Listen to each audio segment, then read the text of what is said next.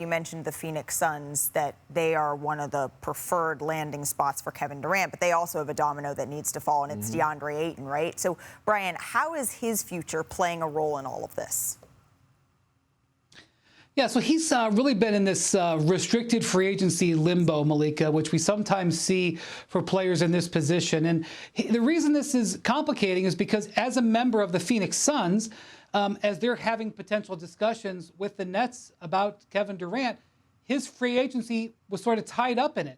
And while the Nets may not necessarily want to sign and trade for Deandre Ayton, a potential trade for Deandre Ayton for other pieces could potentially have been involved in a Durant deal. But that may be running out of time on that because the Indiana Pacers over the weekend finalized their trade with Malcolm Brogdon with the Boston Celtics. That opened up a bunch of salary cap space. Now, they're not quite at the max salary cap space that Deandre Ayton has been known to want. But the Pacers have met with Ayton. They have interest in Ayton, and they have had some discussions progressing towards potentially an offer sheet with Deandre Ayton. And the whole league is keeping an eye on that to see if the Pacers actually go ahead and give the offer sheet, because they're an organization that typically doesn't give out offer sheets. And two, if that happens, whether or not the Suns would match. But either way on that, in the event of an offer sheet, he can't be traded. He can't be traded by the Suns. He can't be traded by the Pacers until January 15th. It would essentially take him out of this process altogether. And if the Suns end up matching and keeping him, having him on their books for whatever that salary would be, would potentially be a factor in how much they could trade for Kevin Durant in some sort of deal. Perk, how do you digest all this? How I digest food.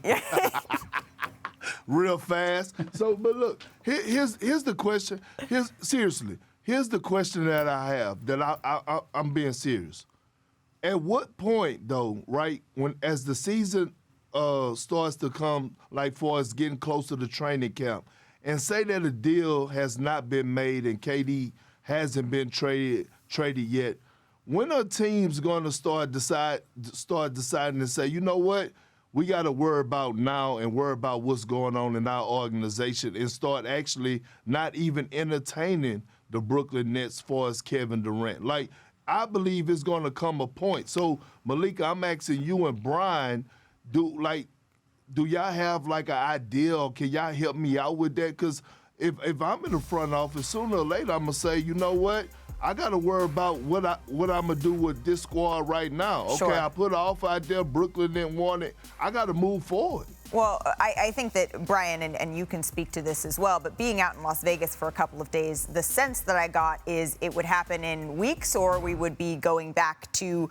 potentially training camp and seeing some familiar faces like Kevin Durant in a Brooklyn Nets uniform. But when the season starts and folks see how their teams are shaping up, what's missing and what's not, then you can see more movement. And that's whether it's with someone like Kevin Durant or with someone else. Brian, what's your sense there?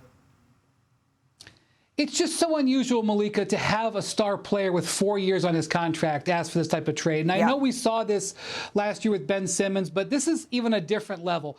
The players that we have seen ask for trades in the past, I mentioned Kawhi Leonard earlier, have had 1 year or maybe 1 year and a little bit extra on their contract. And that changes the leverage play. That is something that we are a little bit in uncharted territory. And that is why the Nets, and it's justifiable, are asking for a price here. But the offers are coming in here. Right. And, I mean, I don't know where that's going to – there's no roadmap right now to see where that's going to go. But, Brian, if memory serves, with Kawhi, the Raptors, they came in with an offer. It wasn't necessarily taken up immediately. There was some time that passed. They saw the rest of the offers that came in. The Raptors offer, it didn't change. It was good, don't get me wrong, involving a DeMar DeRozan, someone who, number one, was beloved by the organization and is also an excellent player. But maybe it wasn't initially what they had in mind. And then a couple of months later, once sort of surveying the landscape, it was like, okay, now we can get this deal done. Malika, that is exactly right. This is what I gotta say. We know that Toronto is one of the teams that is bidding in here.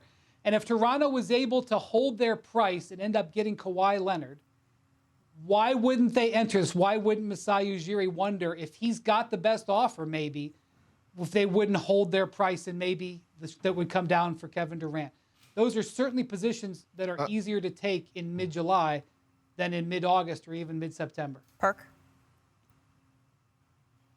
I know I keep saying this and I'm sounding like a broken record, but we are talking about Kevin Durant. Like, I still can't, like, this doesn't make sense to me. Kevin Durant is on the market. Kevin Durant is available. Yeah. Like, what's Kevin Durant? But teams are hesitant to give up some of their young sniper. stars, but Kevin also wants to play with those young stars. So that's the balance here, Perk, and we've talked about it since Kevin Durant requested that trade a week and change ago, is that the balance is that, yes, it's Kevin Durant, but if a team is to give up all of those young stars and all of those young assets, what is left to come back to? And that's what we're going to continue to keep tabs on. Thanks for watching ESPN on YouTube. For live streaming, sports, and premium content, subscribe to ESPN+.